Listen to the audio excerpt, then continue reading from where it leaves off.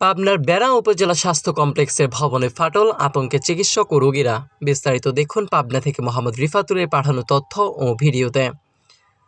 পাবনার বেড়া উপজেলা স্বাস্থ্য কমপ্লেক্সের জরুরি বিভাগের প্রায় ৬১ বছর পুরনো ভবনের দেয়াল, পিলার ও বিমসহ একাধিক স্থানে ফাটল দেখা দিয়েছে। খসে পড়তে শুরু করেছে ছাদের আস্তর। এতে চরম আতঙ্কে চিকিৎসক ও রোগীরা। ঝুঁকি নিয়ে চলছে চিকিৎসা সেবা। জানা গেছে ১৯৬৪ সালে নির্মিত ভবনটি একাধিকবার সংস্কার করা হলেও বর্তমানে ফাটল আরও বেড়েছে। যে কোনো সময় বড় দুর্ঘটনা ঘটার আশঙ্কাও করছেন রোগীরা।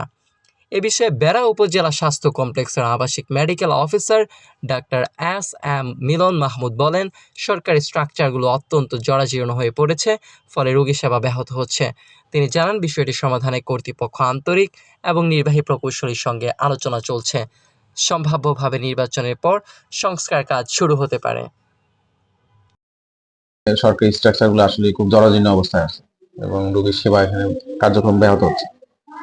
যদিও আমি এই অথরিটির দায়িত্বে না, এক সময় ছিলাম, আমাদের ইউএচএফ ম্যাডাম আছেন ডাক্তার তামিনা সুলতানা নীলা, উনি এই ব্যাপারে খুবই আন্তরিক এবং চেষ্টা করছেন যে এই অসঙ্গতিগুলো যাতে যত দ্রুত সম্ভব এটা সমাধান করা যায়।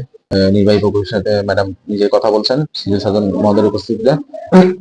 খুব সম্ভবত নির্বাচনের পরপরই তারা এই সংস্কারগুলো কার্যক্রম শুরু করবেন।